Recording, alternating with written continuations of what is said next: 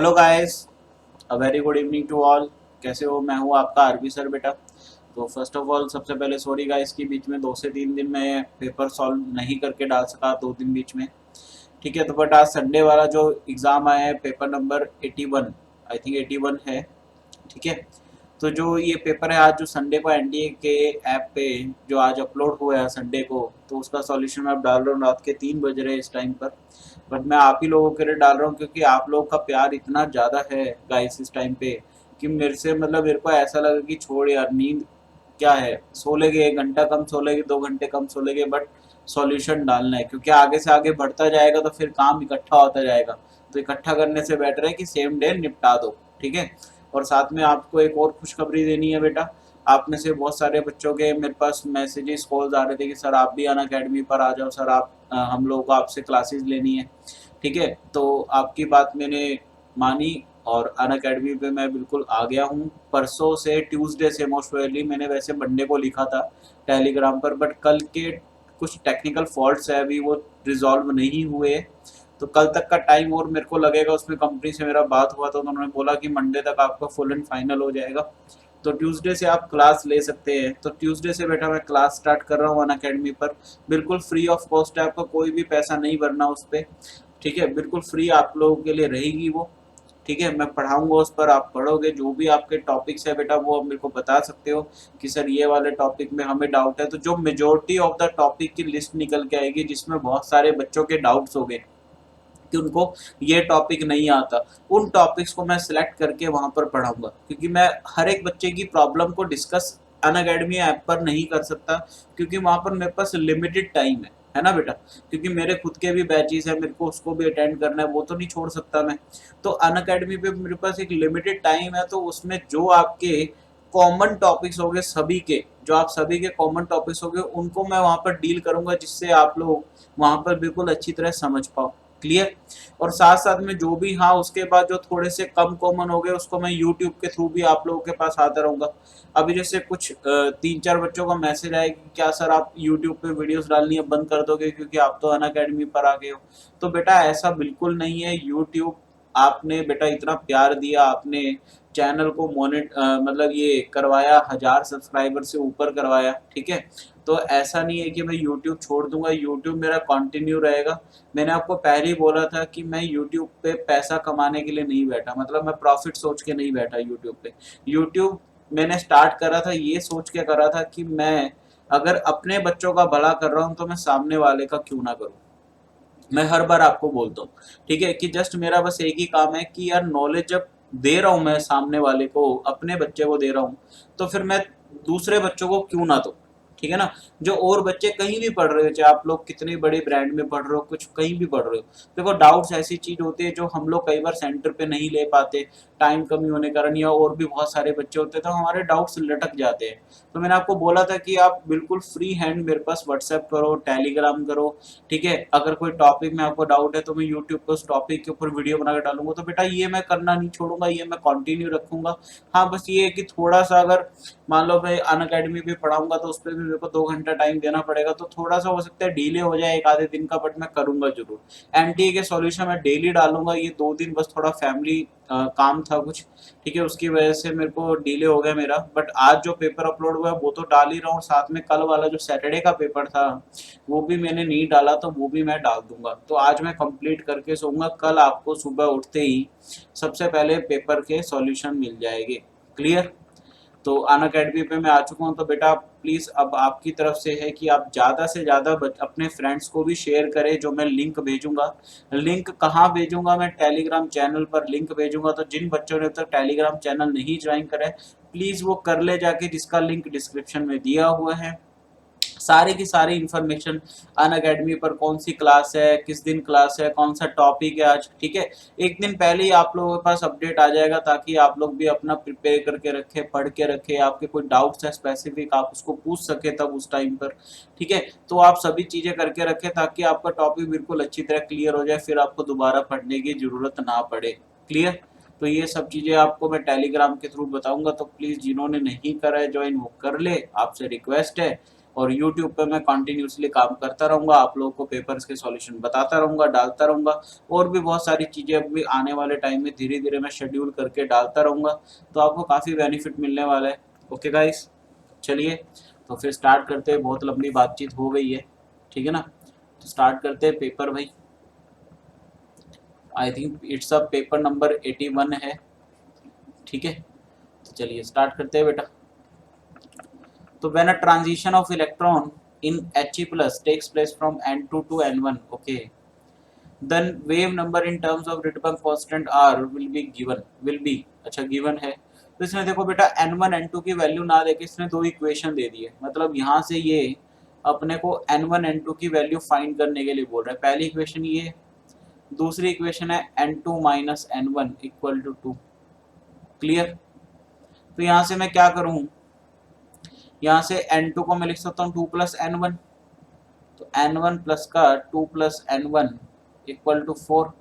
तो यहाँ से 2 प्लस N2 इक्वल टू 4। तो N2 कितना आ गया, सॉरी 2N1, 2 प्लस 2N1, तो ये कितना आ गया, N1 कितना आ गया बेटा, 4 माइनस 2 2, N1 आ गया 1, N1 1 आ गया, यहाँ पे 1 पुट करेंगे तो N2 कितना आ गया 2 3, सॉरी, ठीक है ना। तो N1 1 है, N2 3 है, बस अब अपन क्या निकालते हैं, वेव नंबर निकालते हैं। क्या होता है, R, रिडबर्ग कांस्टेंट को इसने R लिया है। जेड स्क्वायर, जेड कितना हो जाएगा, यहाँ पर हीलियम दे रखा है बेटा, हाइड्रोजन हीलियम एटॉमिक नंबर 2 होता है, 2 का स्क्वायर 4 इंटू का 1 अपॉन 1 का स्क्वायर माइनस N2 का स्क्वायर मतलब 1 अपॉन 9। क्लियर। तो कितना आ गया बेटा, ये 4R इंटू का, यहाँ पर एलसीएम लूंगा तो कितना आ जाएगा, 9 माइनस का 1 8/9, तो 8 4 द 32R/9, ठीक है। तो सी ऑप्शन अपना ये बेटा मैच कर गया यहाँ पर। क्लियर है बिल्कुल। अगला क्वेश्चन है the incorrect order of lattice energy. Okay, lattice energy आपको पता है चार्ज के डायरेक्टली प्रोपोर्शनल, साइज के इनवर्सली। पहले में देखूं तो AlF3 ग्रेटर देन MgF2, तो पहले वाले में क्या हो रहा है कि चार्ज जो है यहाँ पर AlF3 में देखो तो एनायनिक पार्ट तो सेम है बेटा, इस पर +3 का है, इस पर +2 का है। ऑब्वियसली बात है चार्ज ज्यादा तो लैटिस ज्यादा, तो इसका मतलब पहला ऑप्शन तो नहीं होगा क्योंकि इसने इनकरेक्ट पूछा है। दूसरा देखूं तो Li3n और Li2 हो, तो इसमें कैटायनिक पार्ट सेम है बट एनायनिक पार्ट डिफरेंट है, और दोनों अलग अलग ग्रुप के हैं, तो नाइट्रोजन पे -3 का चार्ज आता है बेटा, ठीक है ना, इस पे -2 का, क्योंकि साइज वाला कॉन्सेप्ट हम लोग सेम ग्रुप में देखते हैं, तो ये तो अलग अलग है ना, ये तो अलग अलग है, पीरियड सेम है इनका, तो पीरियड सेम है, तो चार्ज वाला कॉन्सेप्ट देखे तो इसका नेगेटिव चार्ज आता है, इसका मतलब इसकी लैटिस जाता है, तो ये भी सही है, तो ये भी ऑप्शन नहीं होगा। अगला NaCl और LiF। अब यहाँ पर देखो, यहाँ पे कैटायन भी अलग अलग है, एनायन भी अलग अलग है। अब यहाँ पर क्या देखेंगे, Na और Li। देखो अगर मैं बात करूँ Na और Li, तो दोनों के कैटायनिक जो पार्ट है वो एक ही ग्रुप के है, ग्रुप 1 के, ठीक है ना। तो अपन को पता है Li पहले आता है, Na बाद में आता है, तो साइज के इन्वर्सली होता है, इसका मतलब लिथियम का साइज बड़ा हो गया, मतलब सॉरी लिथियम की लैटिस ज्यादा होगी। क्लियर। उसके बाद यहाँ पे आ रहा है फ्लोरीन और क्लोरीन, तो अगर मैं यहाँ पर साइज का देखूं तो फ्लोरीन क्लोरीन में क्लोरीन का साइज बड़ा, ऑब्वियस सी बात है एफ का साइज, एफ की लैटिस ज्यादा होगी, इसका मतलब LiF की लैटिस ज्यादा होगी किससे, NaCl से, जबकि ऑप्शन में क्या दे रखा है NaCl की ज्यादा LiF से, इसका मतलब यही हमारा आंसर आ गया, ये ऑप्शन गलत है। क्लियर, इसने इनकरेक्ट पूछा था। ओके, अगला क्वेश्चन है how long approximate should water be electrolysed by passing through 100 ampere current so that the oxygen released can completely burn 27.66 of diborane. ऐसा क्वेश्चन कहीं देखा हुआ लग रहा है मेरे को, जहां तक ध्यान है कि जेई मेंस के पेपर में लेटेस्टली 2018 में या 2017 में ये आया है, 2018 में आया है जहां तक मुझे ध्यान है, ये क्वेश्चन ऑलरेडी कर रखा है, और ये जेई मेंस के प्रीवियस ईयर के पेपर का ही है, और ऐसा नहीं है 2015 के बाद का है, ये मेरे को इतना भी ध्यान है 2018 में आया था आई थिंक। तो चलो देखना, ये बहुत बढ़िया क्वेश्चन है, इजी भी है। B2S6 का जब हम लोग ऑक्सीडेशन, ऑक्सीजन से रिएक्ट करवाएंगे तो ये क्या बना लेता है, अपना ऑक्साइड बना लेगा, और साथ में क्या निकाल देगा, वाटर निकाल देगा। इसको बैलेंस करेंगे, सबसे पहले हम लोग दो बोरोन है, ऑक्सीजन यहाँ पे 4 है, यहाँ पे बेटा 2 है, तो यहाँ पर 2 लगा दिया हमने। हाइड्रोजन इधर बेटा कितने हैं, इधर हाइड्रोजन 6 है, इधर 2 है तो इधर 3 लगा दूं, तो अब ऑक्सीजन के नंबर देखो बढ़ गए। तो यहाँ पर मैं क्या लगा दूंगा, 3 लगा दूंगा। देखो 6 ऑक्सीजन हो गए, 6 ऑक्सीजन हो गए, 6 हाइड्रोजन, 6 हाइड्रोजन, 2 बोरोन, 2 बोरोन, तो ये बैलेंस होगी रिएक्शन।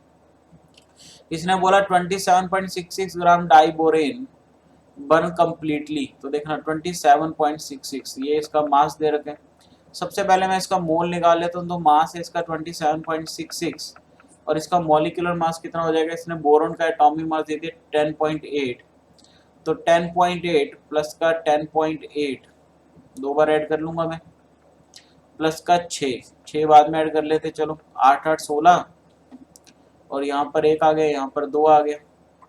ठीक है, अब इसके अंदर मैं कितने ऐड कर दूंगा, 6 ऐड कर दूंगा, तो 27.6 देखो ये आ गया एग्जैक्ट। तो यहाँ से आ गया बेटा 1 मोल। तो 1 मोल बोरोन को 3 मोल ऑक्सीजन चाहिए, तो यहाँ से क्या आ रहा है, 1 मोल डाई बोरेन को कितना चाहिए भाई, 3 मोल ऑक्सीजन रिक्वायर्ड है, 3 मोल पूरी कंप्लीटली बर्न करने के लिए। अब ये जो ऑक्सीजन आई है, ये ऑब्वियस ही बात है कि हाइड्रोलिसिस करवाया तो वाटर से ऑक्सीजन निकला होगा, तो वाटर का जब मैं हाइड्रोलिसिस कराऊंगा तो H2O से O2 बनता है, प्लस का 4H प्लस प्लस का 4 इलेक्ट्रॉन, तो यहाँ पर मैं क्या लगा दूंगा, 2 लगा दूंगा। ठीक है, अब ये जो O2 निकला, ये 1 मोल O2 है बेटा। 1 मोल O2 के लिए अब ये कितने इलेक्ट्रॉन से बना, 4 फेरेडे का चार्ज इसके लिए चाहिए। 1 मोल O2 के लिए कितना चाहिए, number of faraday equal to number of gram equivalent, आपको पता ही है। तो 4 फेरेडे का चार्ज चाहिए इस पे, 1 मोल O2 ये यहाँ पर रिलीज हो रही है। तो देखो यहाँ पर क्या हो रहा है बेटा, तो इसका मतलब क्या हुआ, 4 फेरेडे का मतलब क्या है कि 4 मोल ऑक्सीजन होगी। 4 फेरेडे का मतलब क्या है, 4 मोल ही यहाँ पर क्या होगी, उसमें 3 मोल पहले थी, 4 यहाँ पर, तो 4 3 12। इसका मतलब Q इक्वल टू मैं क्या लगाऊंगा, IT, तो टोटल चार्ज कितना चाहिए होगा 12 मोल ऑक्सीजन के लिए, तो 12 इंटू का 96500, ठीक है ना, कूलम में। आई कितना करंट 100 एम्पियर इंटू टाइम ही मेरे को निकालना था, ठीक है ना, आवर्स में निकालना है टाइम। तो यहाँ पर मैं क्या कर दूंगा, सीधा 100 से डिवाइड कर दूंगा, तो ये कितना आ जाएगा 965 इंटू का 12। तो जरा कर लेते हैं,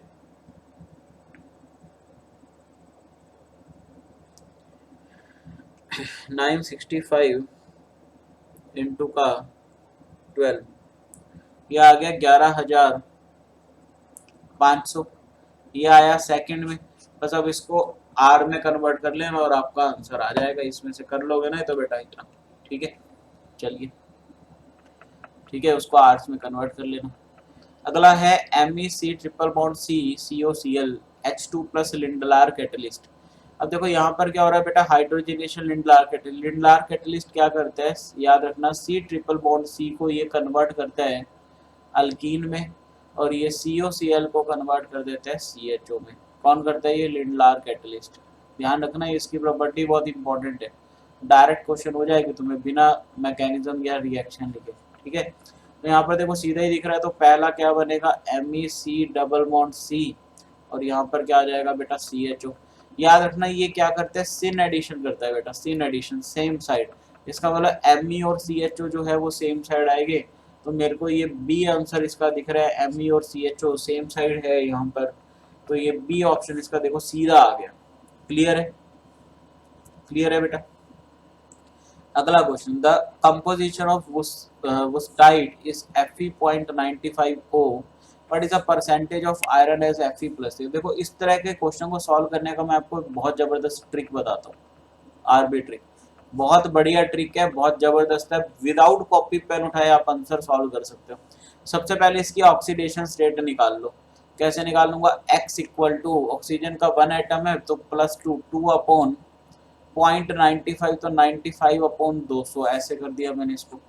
यहाँ से इसको मैं मल्टी जब करूँगा कैंसिल, तो 5 टू द 10, 9 टू द 18 और एक 19, तो 190 होता है। 95 टू द 190 तो 2 पे गया, 10 बचा बेटा, 10 का मैंने 100 बना दिया, फिर 2.1, 90 पे 5 बच गया, 5 का 50 बनाया, फिर एक और जीरो लगा दी 500। ठीक है, तो 595 टू द कितना होता है 192.1, बस इतना ही ले लेता हूँ एक बार, 2.1 अप्रोक्सीमेट आंसर आ जाएगा मेरा। तो x जो आ गया average, this is the average oxidation number. ठीक है ना, अब क्या मेरे को जिसका भी परसेंट निकालना है, बस इसका मेरे को परसेंट निकालना है। तो क्या करो यहाँ पर मॉडुलस लगाओ, एवरेज ऑक्सीडेशन नंबर माइनस जिसका परसेंटेज निकालना है उससे अगले का ऑक्सीडेशन स्टेट, उसमें से माइनस कर दो, मतलब +2 में माइनस करूंगा, अपॉन नीचे ओरिजिनल का डिफरेंस +3, मतलब 3 माइनस का 2 इंटू का 100 परसेंटेज निकालना है। तो ये आ गया 2.1 माइनस का 2 अपॉन 1 नीचे इंटू का 100। तो यहाँ पे कितना आ गया बेटा 2.1। अब आगे भी इसके कुछ होगा ना, ठीक है देख लेते कितना होगा। 95 5 दा कितना हो गया, 5 5 दा 25, 9 5 दा 40, 46 47, तो 5 आ जाएगा यहाँ पर। तो 2.15 तो यहाँ पर कितना बच गया बेटा, 0.15 बच गया। तो ये 15% के आसपास आएगा। देखो Fe+3 का कितना परसेंट आएगा यहाँ पर, what is the percentage of iron as Fe+3, 0.15 आ गया बेटा यहाँ पे। तो इसमें दो ही आएंगे, +2 +3, ये यहाँ पर दे रहा है 10.5, एक मिनट, 10.5, 25, 35, 45, और अपना कितना आ रहा है यहाँ पर 2.15। मैं एक बार डिवाइड करके ही देख लेता हूँ बेटा ना, गलती अपन क्या होता डिवाइड भी ना कर रहे, ठीक है। तो 200 डिवाइडेड बाय 95, 2.105 है, सॉरी, ठीक है। तो 2.105 है, तो ये आ जाएगा 0.105, तो 10.5 आ गया ना बेटा, पहला आंसर आ गया। देखो वही मैं कह रहा हूँ कि गलती हमने यही करी बस। 2.105, हाँ वो सच 500 भरा है ना, 50 भरना था, 500 तो मैं भी बेवकूफ़ हूँ, यहाँ पर 0 लगानी थी, ठीक है। तो ये देखो ये ट्रिक बड़ी काम की है, हर बार वैलिड है, ये हर चीज़ में वैलिड है इसमें, इस टाइप के प्रॉब्लम्स में। तो 10.5% आ गया Fe+3 का, तो ये अपना सीधा आंसर आ गया। क्लियर। अगला क्वेश्चन देखते हैं। Pick out the incorrect statement. pH4+ ion is tetrahedral like the NH4+ ion and is obtained when pH3 is bonded to proton। बिल्कुल सही है ये बात, तो ये तो आंसर स्टेटमेंट सही है, इसका मतलब ये आंसर नहीं होगा कि उसने इनकरेक्ट पूछा है। अगला है PH4i is one of the most stable salt containing the phosphonium ion, it is also more stable than ammonia।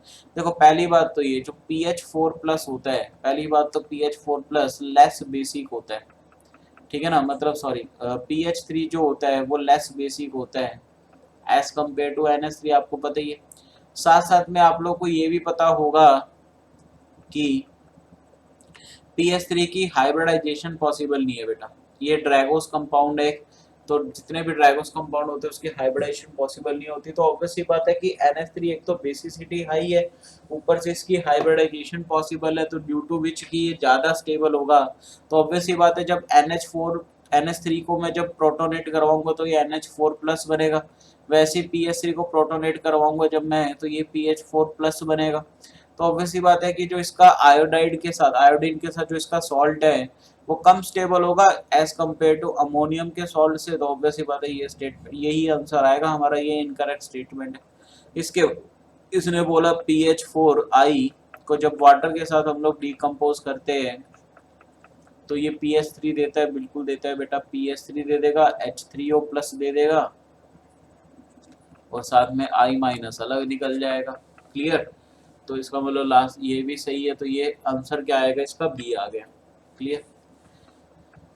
अगला क्वेश्चन है, the optical rotation of the alpha form of a pyranose is 150.7 degree, that of the beta form is इतना। In solution and equilibrium mixture of these anomers has an optical rotation of 80.2 degree, the percentage of the alpha form. देखो बेटा अगर आपने MS Chauhan की book लगाई है ना, अगर ऑर्गेनिक है, तो MS चौहान के अंदर ये क्वेश्चन दे रखा है, ठीक है। ठीक है, मेरे को इसलिए ध्यान है क्योंकि MS चौहान हम लोग करवाते हैं हर साल, तो MS चौहान बुक का ये क्वेश्चन है। तो इसमें सिंपल सा कॉन्सेप्ट क्या लगेगा, तुम्हें ऑप्टिकल रोटेशन दी है पायरानोस की और किसकी, अल्फा पायरानोस के अल्फा फॉर्म बीटा फॉर्म की। अब ऑब्वियस ही बात है इसकी इतनी ज़्यादा रोटेशन है तो ये प्योर तो होगा नहीं बेटा, इसके अंदर कुछ ना कुछ इम्प्योरिटी होगी। तो यहाँ पर आपको कुछ नहीं करना, बस आपको क्या करना है कि अगर मैं अल्फा फॉर्म और बीटा फॉर्म दो है ना, तो अगर अल्फा फॉर्म की परसेंट को मैं प्योरिटी को x मान लूँ तो ये 1 - x है, फ्रैक्शन में ले लूँ बेटा पूरा टोटल 1 मान लिया तो एक x और एक 1 - x। तो ये क्या करना है अपन को, बस कुछ नहीं करना, 150.7 × x प्लस का 52.8 इंटू का 1 माइनस एक्स इक्वल टू कितना हो गया बेटा 80.2। यहाँ से सोल्व कर दो, नहीं तो इसको एक काम कर लो x और इसको 100 माइनस एक्स मान लो 100 में से ले लो, तो यहाँ पर क्या कर दो सीधा 100 माइनस एक्स, तो सीधा यहाँ से परसेंटेज निकल जाएगा, आंसर निकाल लेना सीधा आ जाएगा यहाँ से बस। क्लियर। अगला क्वेश्चन है give the product when excess of PHMgBr okay phenyl के साथ ये लगा हुआ है H+ reacts with dimethyl carbonate. देखना बेटा यहाँ पर सीन क्या हो रहा है, देखो PHMgBr, अब ऑब्वियस सी बात है कि Mg के साथ जो भी ग्रुप लगा होगा भाई ये वाला तो अपना न्यूक्लियोफाइल बन जाता है, नेगेटिव आ जाएगा क्योंकि मेटल लगा हुआ है, मेटल इलेक्ट्रॉन देगा। अब यहाँ पर देखो सीन क्या बन रहा है CH3 C double bond O, ठीक है ना, CH3 एक मिनट इसको दोबारा बनाते,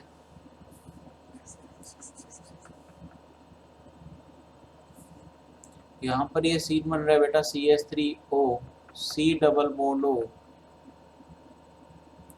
O CH3। क्लियर।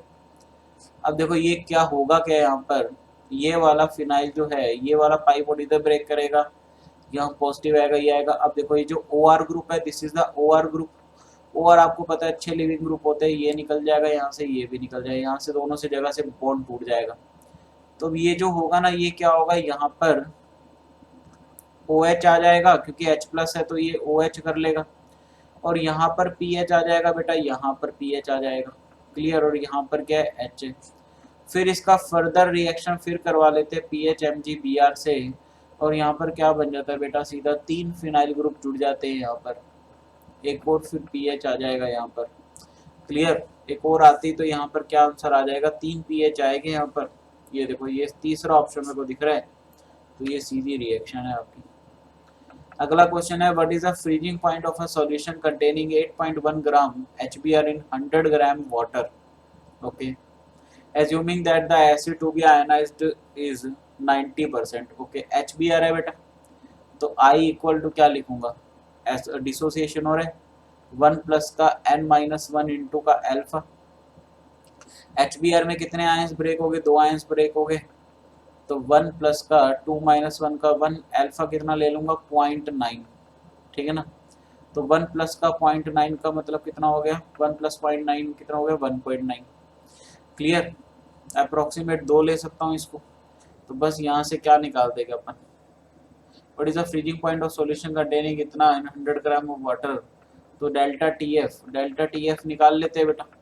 आई कितना हो गया 1.9 इंटू का के एफ कितना है 1.86 इंटू का मोलैलिटी 8.1 ग्राम है इसका, मोलर मास कितना हो जाएगा बेटा इसका HBr का, तो ब्रोमीन का मोलर मास तो देखना पड़ेगा बेटा, ब्रोमीन का तो इसने मोलर मास दे नहीं रखा है यहाँ पर, तो अपने को Br का पहले तो मोलर मास पता होना चाहिए, इसको देना चाहिए यहाँ पे, मुझे भी ध्यान नहीं है। तो आप यहाँ पे क्या करोगे HBr का मोलर मास लिखोगे, इंटू का इसने 100 ग्राम दे रखा है, इंटू 1000 कर दोगे, यहाँ से डेल्टा TF आ जाएगा। तो डेल्टा TF क्या होता है बेटा, TF माइनस का T0F। ठीक है, तो यहाँ से बस तुम क्या निकाल लोगे, सॉरी इनिशियल माइनस फाइनल होता है ना, सॉरी तभी तो नेगेटिव आएगा, तो T0F माइनस TF तो माइनस में आएगा पहली बात तो ये, ठीक है, तो बस आप यहाँ से निकाल लोगे आंसर। क्लियर। अगला क्वेश्चन है the reducing power of a metal depends on various factors, suggest the factor which makes lithium metal the strongest reducing agent। तो बेटा reducing agent जो है वो हाइड्रेशन इंथैल्पी पे देखा जाता है, तो वैसे इसका तो आंसर पता ही है, सी ऑप्शन आ गया। क्लियर। अगला क्वेश्चन है the solubility product of BaCrO4 is इतना, the maximum concentration of BaNO3 whole twice possible without precipitation in a 6.6 into 10 की power -4 molar K2CrO4 solution is। तो भाई मैक्सिमम कंसंट्रेशन ऑफ BaNO3 मतलब Ba+2 की maximum concentration अपन को बतानी है, ठीक है। अब देखो यहाँ पे कॉमन आयन इफेक्ट तो लगेगा ही। देखो स्टार्टिंग में क्या हो रहा है कि भाई जब अपन ने इसका सॉल्युबिलिटी प्रोडक्ट दे दिए, ऑब्वियस सी बात है बिना प्रेसिपिटेशन के पूछ रहे हैं, तो बिना प्रेसिपिटेशन, प्रेसिपिटेशन कब नहीं होगी?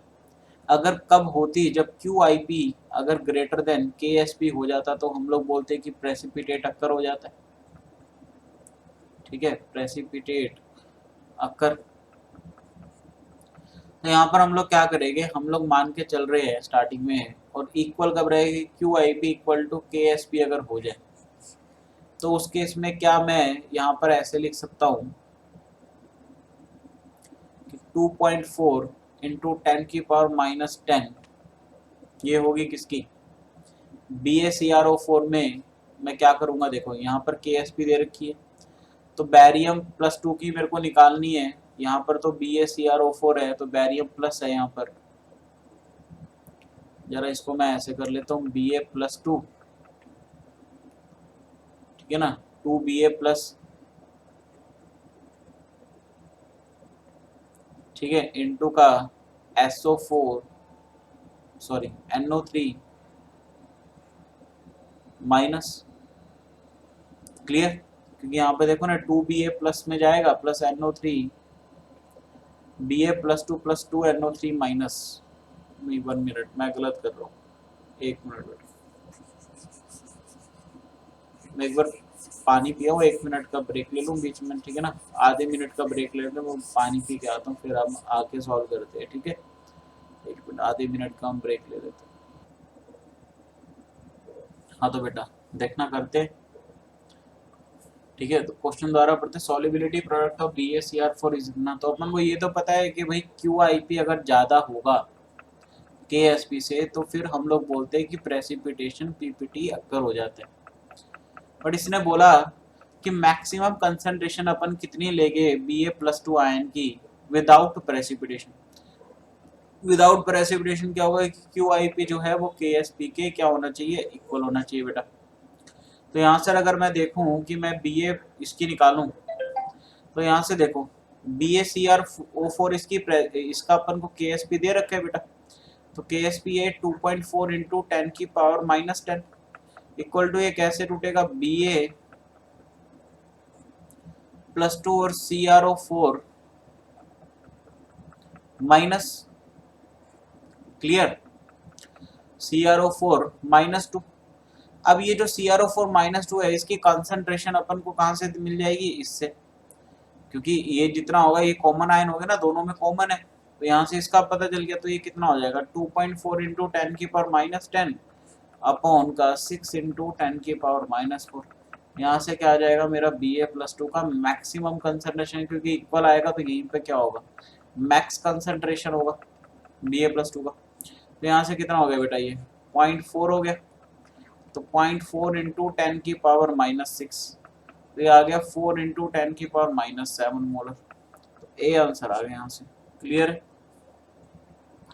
अगला क्वेश्चन है, स्क्वेरिक एसिड दे रखा है अपन को HI प्लस रेड फॉस्फोरस, तो देखो ये जो HI प्लस रेड फॉस्फोरस है ना, इसको मैं बोलता हूँ बाप्स रिएजेंट, क्या बोलते हैं इसको, बाप्स रिएजेंट, ठीक है, दिस इज द बाप रिएजेंट, ठीक है ना, बाप क्या होता है भाई, सबका बाप, ठीक है, तो बाप्स रिएजेंट इसको मैं क्यों बोलता हूँ, सबका बाप है ये, कोई भी आ जाए फंक्शन को सबको उठा के रिड्यूस कर देते हैं, अल्केन में कन्वर्ट कर देते हैं, तो ये अल्केन में कैसे कन्वर्ट होगा, OH बेटा कन्वर्ट हो जाएगा अल्केन में HH में, और ये जो है मिथाइल में, क्योंकि कार्बन है ना, तो ये सब मिथाइल में कन्वर्ट हो जाएगा, तो ये आंसर इसका जो आएगा वो आएगा, यहाँ पर 2 मिथाइल बचेगी बेटा, डी ऑप्शन मेरे को दिख रहा है, तो डी आंसर आएगा। तो इसका तो एक ही काम होता है, जो भी फंक्शनल ग्रुप देखे उसको ही उड़ा दो, इसलिए इसको मैं बोलता हूँ बाप्स रिएजेंट, क्लियर।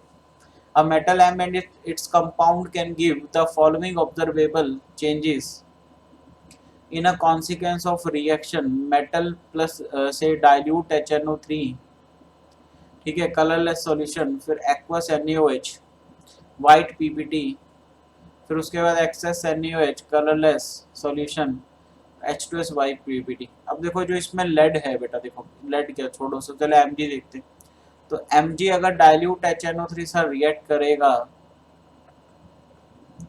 तो ये क्या बना लेगा बेटा, MgNO3 होल ट्वाइस, क्लियर। ये जो MgNO3 होल ट्वाइस है बेटा, ये क्या होता है, सॉलिड होता है ये, ठीक है, व्हाइटिश कलर का।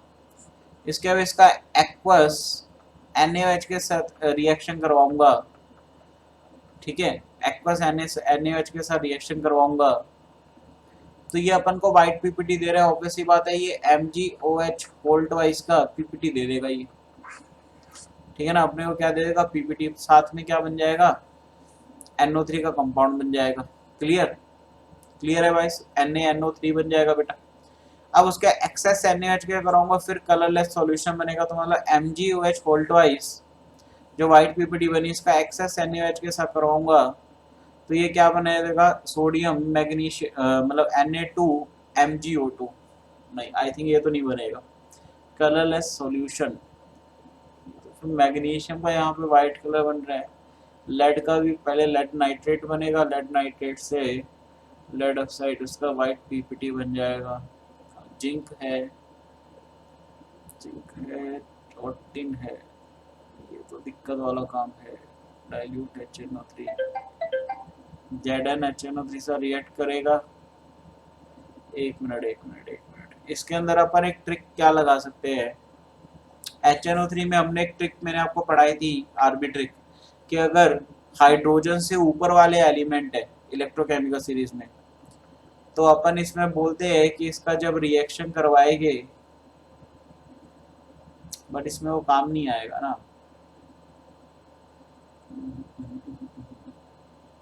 ऐसे कैसे पता लगाएंगे विदाउट रिएक्शंस, क्योंकि अब रिएक्शन का प्रोडक्ट बताना तो बड़ा मुश्किल है यार।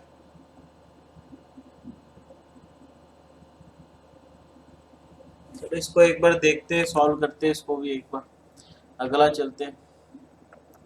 अगला क्वेश्चन है HCN से A बना, LiLH4 से B बना, NaNO2 से C बना, तो बताना। देखो सबसे पहले यहाँ पर क्या है, 5 मेंबर रिंग है, यहाँ पर डबल बॉन्ड हो है, HCN से जब इसको रिएक्ट करेंगे तो ऑब्वियसली बात है क्या बना देगा, डबल बॉन्ड हटाएगा, OH बन जाएगा और CN बन जाएगा।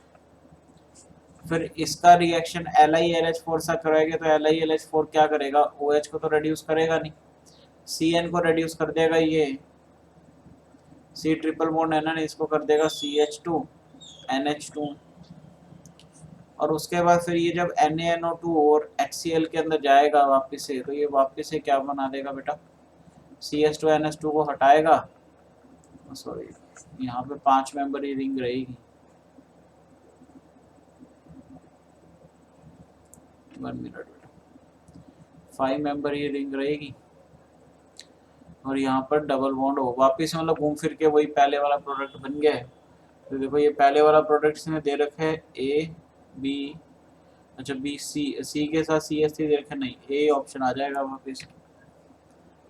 क्लियर। अगला क्वेश्चन है mechanism of A hypothetical reaction, okay ठीक है। The overall order of the reaction, overall order निकालना है बेटा, देखना x2 प्लस y2 से बना 2xy, ये है बेटा रिएक्शन अपने पास में, ठीक है, हाइपोथेटिकल। अब इसका जी अगर ऑर्डर लिखूं तो R इक्वल टू के x2 का ऑर्डर A मान लूं, y2 का ऑर्डर में क्या मान लूं B, तो ये अपन को A और B बताना है, तो अपने को टोटल ऑर्डर पता चल जाएगा। अब अपने को पता है ऑर्डर जो होता है वो स्लो स्टेप से होता है बेटा, तो स्लो स्टेप पे अपन क्या लगाएंगे, रेट लॉ लगाएंगे, तो R इक्वल टू के x और यहाँ पर y2, क्लियर है, ये स्लो स्टेप है ना, तो x इंटू का y2, बट मेरे को चाहिए यहाँ पर x2, ठीक है, यहाँ पर x। अब साथ में क्या करेंगे, अब आप यहाँ पे याद रखना, जो फर्स्ट स्टेप है ना ये वाला, इसके अंदर हम लोग इक्विलिब्रियम हाइपोथेसिस लगाते हैं, बोले इसका केसी निकाल ले, के क्यू निकाल लेंगे, इक्विलिब्रियम हाइपोथेसिस बोलते हैं इसको। जब भी एक से ज्यादा स्टेप का मैकेनिज्म होता है तो कॉम्प्लेक्स रिएक्शन में हम लोग इसको गिनते हैं, तो इक्विलिब्रियम मैकेनिज्म इसमें लगाते हैं हाइपोथेसिस। तो के क्यू के अकॉर्डिंग क्या आ जाएगा प्रोडक्ट का, तो ये x इंटू एक्स मतलब x का स्क्वायर हो जाएगा इंटू अपॉन का x2 हो जाएगा। तो यहाँ से क्या मैं इस x2 का वैल्यू सॉरी x2 कह रहा हूँ, इस x का वैल्यू निकाल सकता हूँ, तो x स्क्वायर यहाँ से क्या आएगा बेटा, के क्यू इंटू का x2, तो x यहाँ से x की कंसंट्रेशन जो आएगी वो आएगा इसका रूट, मतलब इसका अपन पावर 1/2 लिख लेते हैं,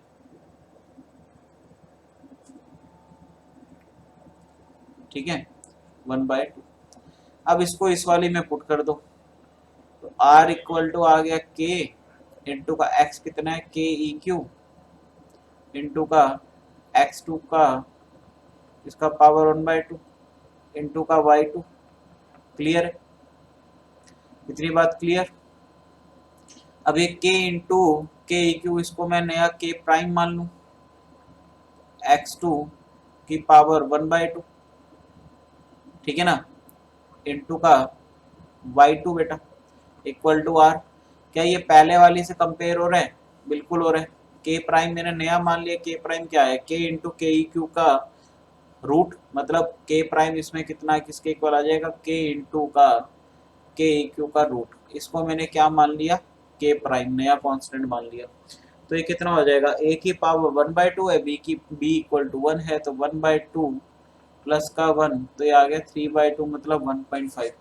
तो ओवरऑल ऑर्डर कितना आ जाएगा, 1.5 आ जाएगा बेटा। क्लियर। अगला क्वेश्चन है, in the following reaction which of the following step is wrong. पहला इसने दिया concentrated HNO3 plus concentrated H2SO4, obvious ही बात है नाइट्रेशन ऑफ बेंजीन होगा बेटा, यहाँ पर NO2 लग गया। अब अगला इसने करवाया CH3COCl, ओके, प्लस का AlCl3, तो ऑब्वियस ही बात है, तो असाइलेशन है, फ्रीडल क्राफ्ट असाइलेशन। अब असाइलेशन है तो ये देखो ये सेकंड स्टेप ही इसके अंदर गलत हो गया, क्योंकि यहाँ पर ये क्या बेटा, ये माइनस है में डीएक्टिवेटिंग ग्रुप है, ये मेटा डायरेक्टिंग होगा, जबकि यहाँ पर क्या होना चाहिए था, फॉर असाइलेशन, असाइलेशन के लिए यहाँ पर क्या लगा होना चाहिए बेटा, प्लस एम ग्रुप होना चाहिए, या मतलब रिंग एक्टिवेटर होना चाहिए। तो ये गलत हो गया यहाँ पे, स्टेप टू ही यहाँ पर गलत है बेटा, ठीक है, मेटा पे नहीं लगता, होगा ही नहीं। अगला क्वेश्चन है, specify the coordination geometry around hybridisation of nitrogen and boron atom in a 1:1 complex. तो BF3 है देखो बेटा यहाँ पर, और यहाँ पर NH3, तो आपको तो पता ही है यहाँ पर क्या बन जाएगा बेटा, कोऑर्डिनेट बॉन्ड, जिसको हम लोग दिखाने के लिए इलेक्ट्रॉन इससे लेगा तो नेगेटिव इस पे आएगा पॉजिटिव। तो यहाँ पर चेक कर लो भैया हाइब्रिडाइजेशन, तो 1 2 3 sp3,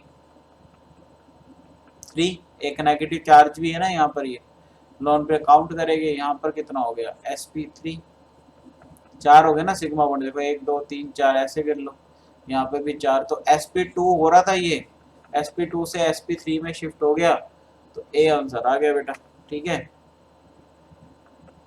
अगला क्वेश्चन है, बैक बॉन्डिंग की वजह से हुआ ना, वो बैक बॉन्डिंग की वजह से हुआ, कभी आप बोलोगे ऐसे कैसे करवा दिया, बैक बॉन्डिंग होती है ना उसमें, BF3 में सबसे अच्छी।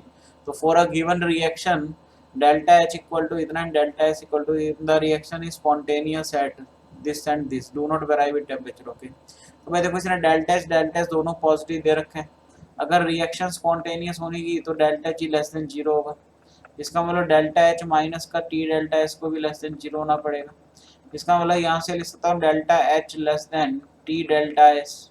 क्लियर। तो यहाँ से delta H by delta delta H by delta S जो है ग्रेटर देन T आना चाहिए, जब इधर लेके जाएंगे तो बाय में हो जाएगा, वो साइन कन्वर्ट हो जाता है, ठीक है।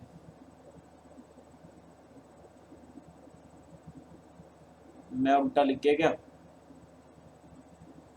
मतलब टेम्परेचर ग्रेटर आएगा ना, T ग्रेटर देन, यहाँ पर कितना हो गया 35.5 अपॉन 83.6, एक मिनट करे डिवाइड,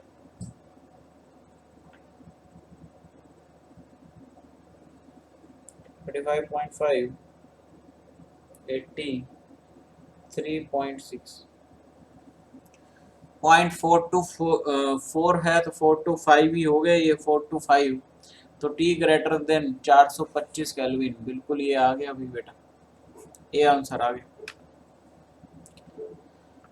अगला क्वेश्चन है, a complex of molecular formula CrCl3.6H2O has green colour, 0.1 mole of the complex when treated with. तो देखना बेटा इसको इसके ट्रीट करवाया, ठीक है, AgCl व्हेन ट्रीटेड, अच्छा AgNO3 है, सॉरी बट ये एक्सेस में ले लिए, और इसका कितना है 0.1 मोल है।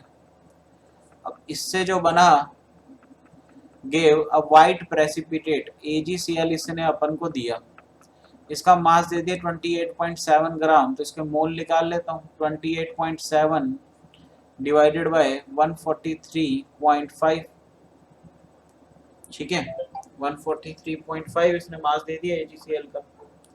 क्लियर? तो कर लेते हैं, कितना आ गया 28.7 डिवाइडेड बाय 143.5, ये आ गया 0.2 बेटा। कितना आ गया 0.2, 0.2 आ गया। तो 0.1 से 0.2 बन रहे हैं, मतलब 1 मोल से 2 मोल बने। तो ऑब्वियस ही बात है, इसका मतलब क्या आना चाहिए, the formula of the complex is, बाहर 2 आना चाहिए बेटा। तो ये देखो बाहर 2 आ गया, तो ये बी आंसर आ जाएगा। एक मिनट, इसका the formula of the complexes, हाँ तो 2 मोल है ना, 1 से 2 बन रहे, 2 मोल AgCl, 2 मोल AgCl आएंगे तभी तो 2 मोल बनेंगे, वहां पे अंदर वाला तो रिएक्ट ही नहीं करता, तो बी आ गए। अगला क्वेश्चन है, विच of the following represents a plot of compressibility factor Z versus P at room temperature for helium. तो आपको पता ही होगा for hydrogen and helium, hydrogen and helium जो हमारा A होता है वो बड़ा होता है, A इक्वल टू मतलब 1 के अप्रोक्सीमेट ले लेते हैं, इसका ग्राफ जो है हमेशा ये क्या होता है, बढ़ता है, ठीक है ना। तो पहला ही ऑप्शन आ जाएगा, ये हमेशा बढ़ता है, मतलब 1 से ऊपर रहता है हमेशा। क्लियर? अगला क्वेश्चन है अपना, equilibrium constant for reaction NH4OH plus का H प्लस, ये D कुछ नहीं है, से NH4 plus plus H2O liquid इस इतना। तो देखो भाई इक्विलिब्रियम कांस्टेंट तो K1 लिख लेते हैं अपन, कितना आएगा NH4 प्लस इंटू का वाटर, अच्छा वाटर तो लेगी ही नहीं, ठीक है, और नीचे कितना आ गया NH4OH इंटू का H प्लस, इसका वैल्यू दे दिया अपन को कितना 1.8 इंटू 10 की power 9, hence equilibrium constant for ionisation अगला दे दिया भाई, ठीक है भाई। इसका क्या लिखेंगे NH4 प्लस इंटू का OH माइनस अपॉन NH3, बस NH3 लिख देंगे, और यहाँ पर NH3 प्लस वाटर, अच्छा ये NH3 प्लस वाटर है ना बेटा, ये NH4OH बन जाएगा।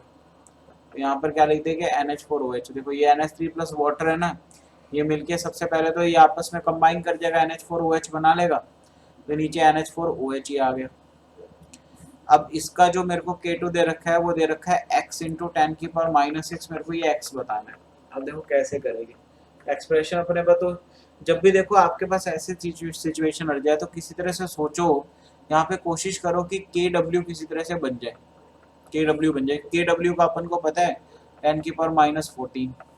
अगर मैं यहाँ पर ध्यान से देखूं कि नीचे वाली इक्वेशन में K2 में अगर मैं ऐसा कर दूं, देखना NH4 plus OH minus H plus से मल्टीप्लाई कर दूं और H प्लस से ही मैं डिवाइड कर दूं, तो फर्क तो नहीं पड़ा कोई, बट इससे फायदा क्या हुआ, NH4 प्लस अपॉन NH4OH और इंटू H प्लस, तो इतना इतना देखो, अगर इतना इतना मैं ध्यान से देखूं तो ये तो क्या हो गया K1, और ये H प्लस इंटू OH क्या होता है KW, तो देखो बन गया, बस कहानी बन गई, अपना काम खत्म। K2 equal to K1 into का KW, K1 कितना है 1.8 इंटू 10 की पावर कितना था 9 इंटू का 10 की पावर -14, कितना आ गया 1.8 इंटू 10 की पावर -5, तो यहाँ से कितना हो जाएगा 18 इंटू 10 की पावर -6, x की वैल्यू कितनी आ गई 18 आ गई बेटा। क्लियर? x की वैल्यू कितनी आ गई 18 आ गई। Is that clear? तो यहाँ से ये क्या आ गया भाई, आंसर आ गया। अगला क्वेश्चन है, how many chlorine atom are present in bithionol added in soap for antiseptic properties. Bithionol, bithionol का तो यार मुझे फॉर्मूला तो पता नहीं है, ध्यान नहीं है पिथियोनल का क्या होता है, ठीक है ना। फॉर्मूला इसका क्या होता है भाई, ये तो पता नहीं है। तो एक काम करना, आप लोग चेक कर लेना, नहीं तो फिर मैं इसको टेलीग्राम पर चेक करके टेलीग्राम ग्रुप पर डिस्कस कर दूंगा, ठीक है। टेलीग्राम पर इसका सॉल्यूशन दे दूंगा, अभी चेक करना पड़ेगा मुझे यार, मेरे को तो इसका ध्यान है नहीं क्योंकि तो क्रैमिंग वाला है part. If sucralose is n into 100 times of more sweet than aspartame, देखो बेटा एनसीईआरटी में साफ साफ लिखा होगा कि जो एस्पार्टेम होता है, एस्पार्टेम वो होता है 100 टाइम्स ज्यादा मीठा होता है चीनी से, 100 times more sweet than sugar, ठीक है। और जो सुक्रालोज होता है, सुक्रोलोज, ठीक है ना। सो मैं कुछ तो मैं मेडिकल का स्टूडेंट, इसलिए मेरे को ये चीज़ें पता ही है ज़्यादा अच्छी तरह, ठीक है। तो मेडिकल का स्टूडेंट रह चुका हूँ मैं, तो इसलिए मेरे को चीज़ें पता है भाई। तो सुक्रोलोज जो होता है वो 600 टाइम्स होता है, तो इसने बोला n इंटू 100 टाइम्स, मतलब n की वैल्यू कितनी होगी, 6 होगी बेटा, तो अभी 600 टाइम्स हुआ ज़्यादा, तो n इक्वल टू यहाँ पर कितना आ गया, 6 आ गया, ये आंसर आ गया अभी। अच्छा क्वेश्चन है ये, ठीक है, आपको डाटा याद होना चाहिए। How many of these acids are monobasic in nature, तो मोनोबेसिक मतलब जो सिंगल H प्लस करे, तो भाई देखो सिंगल H प्लस ये भी नहीं होगा, ये होगा एक, तो एक H3BO3 हो जाएगा। याद है ना आपको H3BO3 का एक्सेप्शन होता है बोरिक एसिड, ये क्या करता है, पानी को ब्रेक करता है, पानी को ब्रेक करेगा तो H प्लस और OH माइनस में, यहाँ से ये OH माइनस एक एक्सेप्ट कर लेते हैं कि बोरोन तो भिखारियों के परिवार से बिलोंग करता है, ये यहाँ पर BOH होल 4 माइनस बना लेता है, प्लस का एक H प्लस रहता है, तो एक H प्लस गया, it is a monobasic. H3PO2 structure बनाते हैं बेटा, H3PO2 एक ऑक्सी एसिड है, यहाँ पर एक OH है, यहाँ पर एक H, यहाँ पर एक H, एक H प्लस लूज करेगा, इसकी भी बेसिसिटी क्या आ जाएगी, 1 आ जाएगी बेटा, 3,